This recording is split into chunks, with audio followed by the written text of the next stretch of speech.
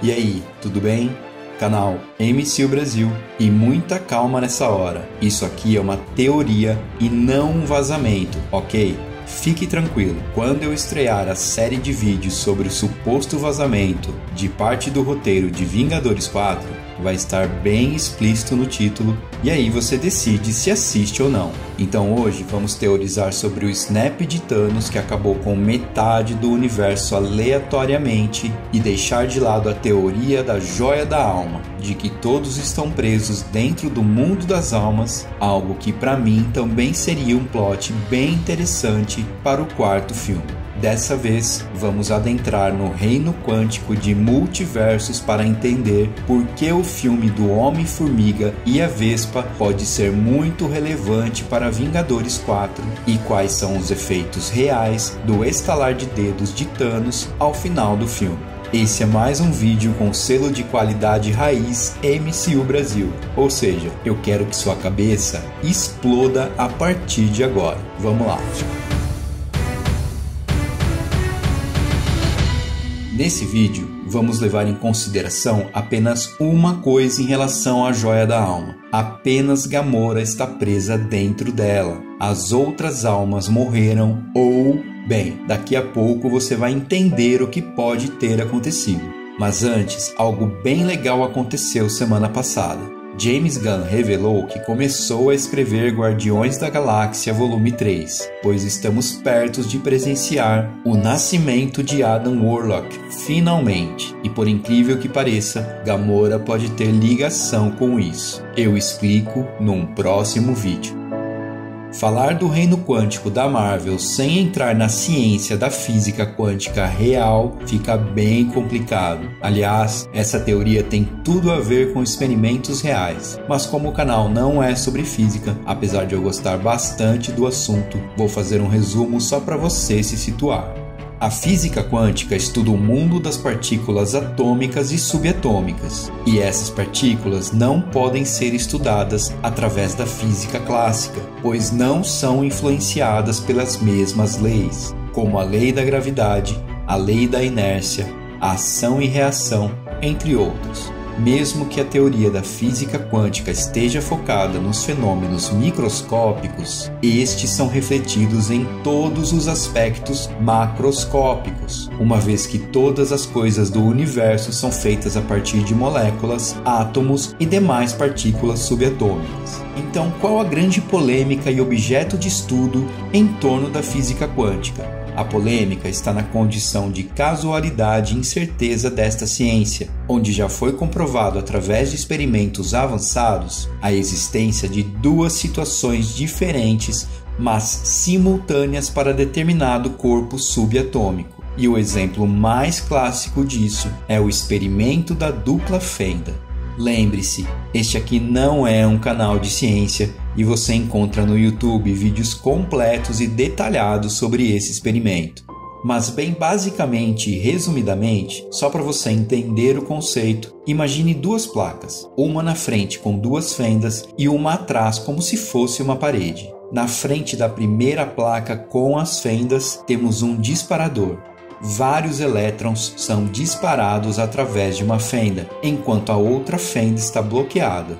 Note que eles se comportam normalmente, passando através da fenda e atingindo a parede final, criando um padrão único. Mas o que acontece se abrirmos a outra fenda? Vemos que o padrão muda. Os elétrons agora formam um padrão de onda quando atingem a parede, quando na verdade o esperado era que eles formassem dois padrões lineares, como no disparo com apenas uma fenda aberta, certo? Então eles pensaram, tá ok, como estamos disparando vários elétrons ao mesmo tempo, deve haver algum tipo de interferência subatômica que não conhecemos ou não identificamos que pode estar criando esses padrões de onda. Então, em vez de disparar vários elétrons, vamos disparar apenas um. E assim foram disparando, um, depois outro, em certos intervalos de tempo. Mas qual foi o resultado para surpresa de todos? O padrão que se formava com um único disparo ainda era o mesmo padrão de onda, como se vários elétrons tivessem sido disparados ao mesmo tempo.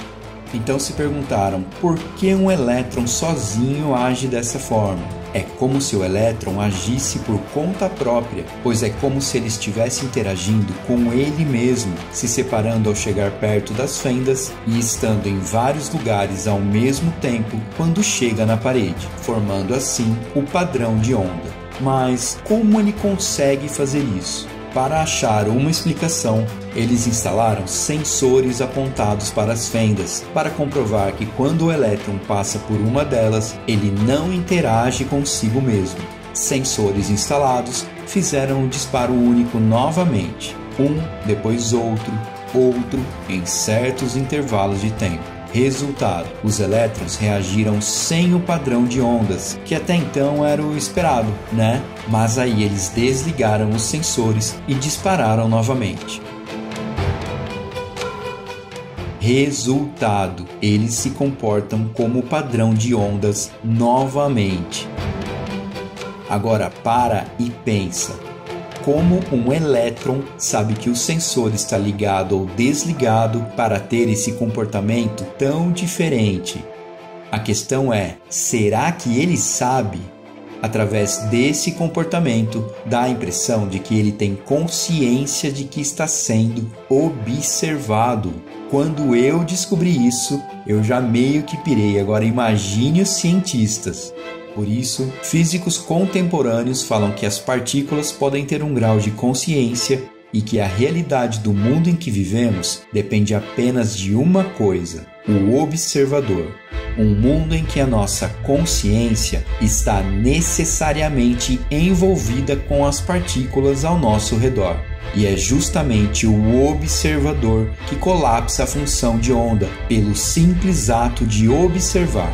Então, partindo deste experimento de dupla fenda, surgem diversas hipóteses teóricas de estudo, como a teoria dos vários mundos, o multiverso, que diz ser possível a existência de diversas realidades alternativas para cada corpo ou pessoa.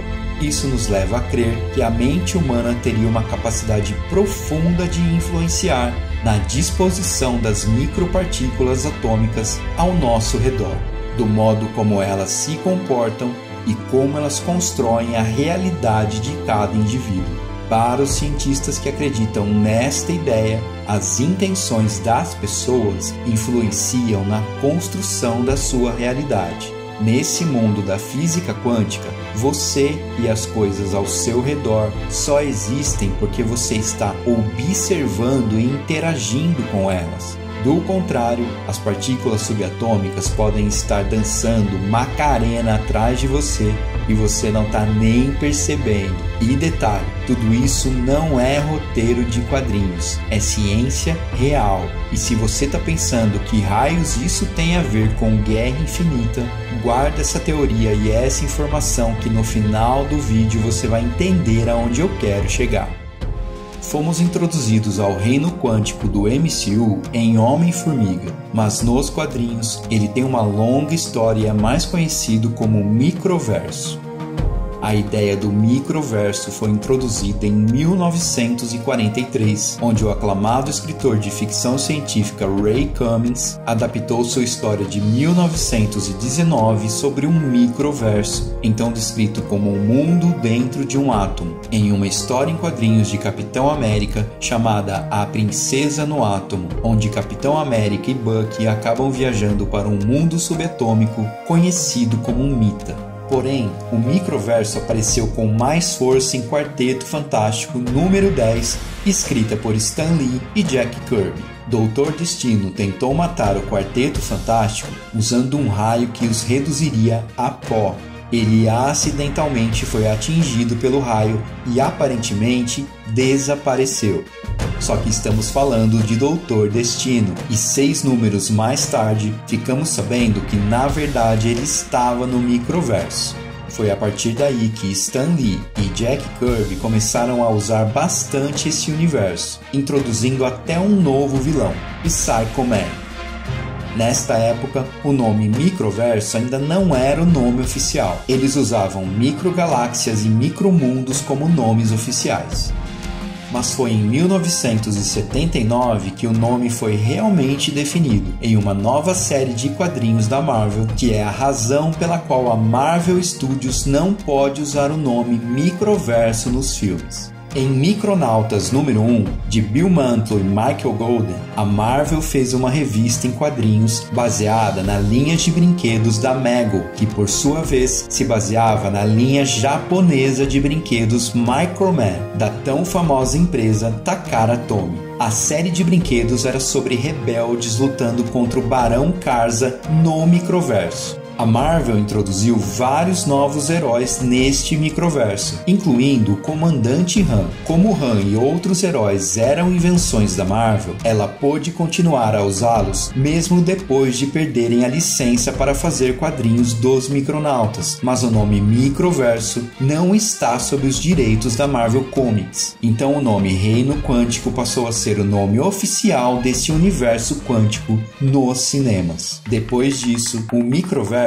passou a aparecer em raras ocasiões, e uma delas foi em 2013, quando o escritor Brian Michael Bendis enviou os Vingadores até o Microverso para resgatar, acredite, Janet Van Dyne. E isso eu acho que é bem semelhante ao que veremos na trama do filme do Homem-Formiga e a Vespa. Nos quadrinhos, Janet ficou presa lá desde que ela aparentemente morreu em Invasão Secreta. Já no MCU, Janet Van Dyne está presa no Reino Quântico desde quando convenceu Hank Pym a participar de suas missões. Em 1987, os dois tentaram desativar um míssil balístico que tinha como alvo os Estados Unidos.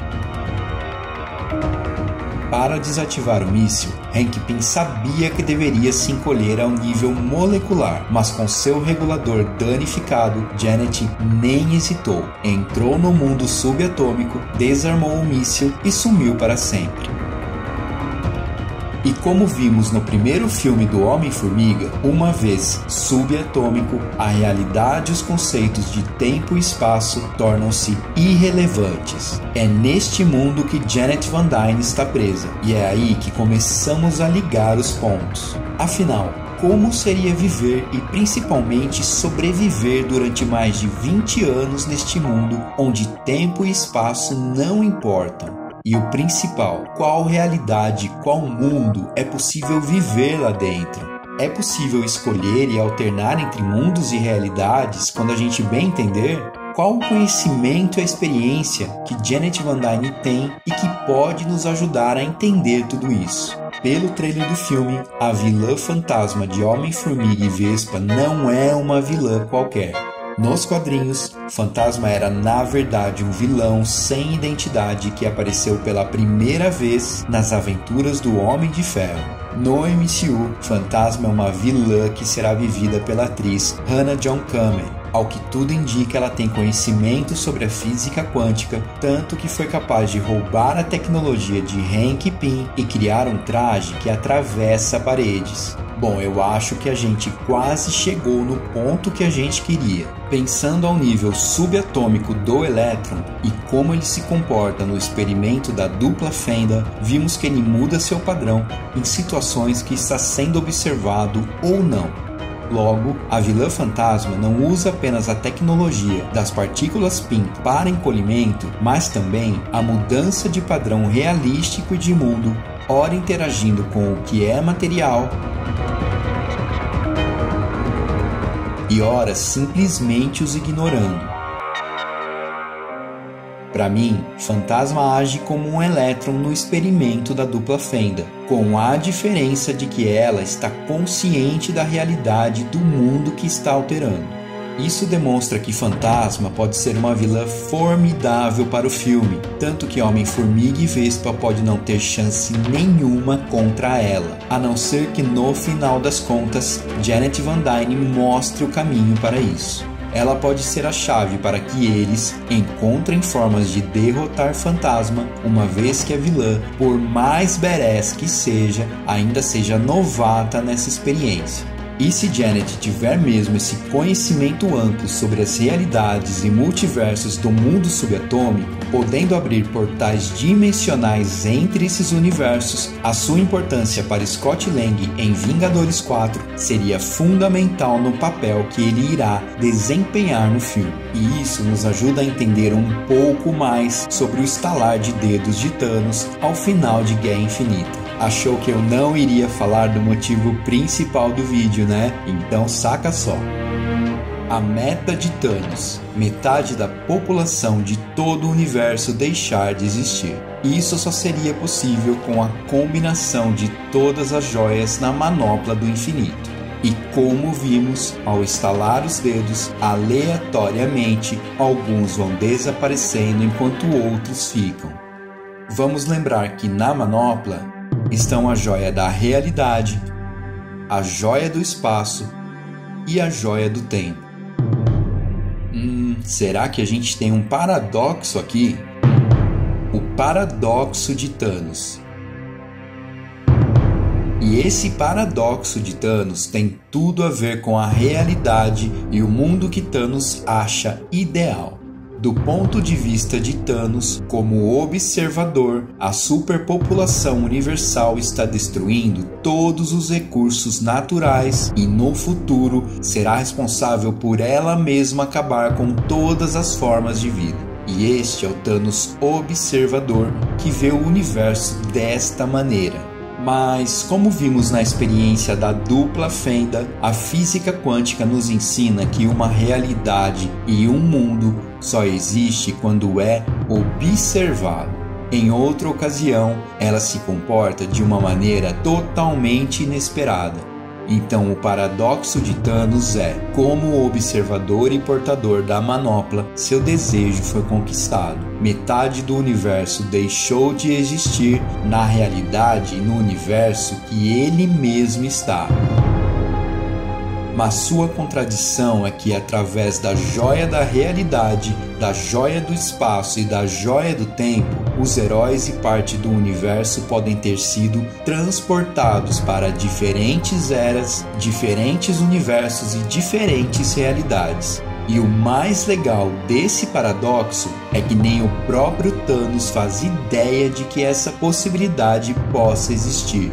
É aí que entra a importância de Homem-Formiga e a Vespa em Vingadores 4. Através do conhecimento de Janet Van Dyne nos multiversos, eles podem encontrar maneiras de trazer esses heróis de volta, acessando portais dimensionais, sem Thanos saber que seu desejo, na verdade, não se concretizou por completo. Ele não dizimou metade do universo, e sim apenas os tirou da realidade e do mundo em que ele vive hoje e agora, quando na verdade eles estão presos nesses mundos, eras e realidades diferentes. É só a gente lembrar que, para os cientistas que acreditam na teoria dos multiversos, as intenções das pessoas influenciam na construção da sua realidade. E isso também seria uma solução muito boa para que parte dos heróis voltem ao final de Vingadores 4. Ah, e ainda há uma pontinha de Capitã Marvel nisso tudo, uma vez que a Marvel possui um consultor especialista em física quântica chamado Dr. Spiros Michalakis, que é físico quântico e pesquisador do Instituto de Tecnologia da Califórnia, que fez consultoria para o primeiro filme do Homem-Formiga e também para o filme da Capitã Marvel. Aliás, foi o próprio Michalakis que sugeriu à Marvel utilizar o nome Reino Quântico pelos problemas autorais envolvendo o microverso. Ele ainda não tem liberdade para falar sobre o filme da Capitã, mas insinuou em entrevistas que o Reino Quântico dará uma melhor compreensão para Carol Danvers sobre qual é o seu lugar no MCU.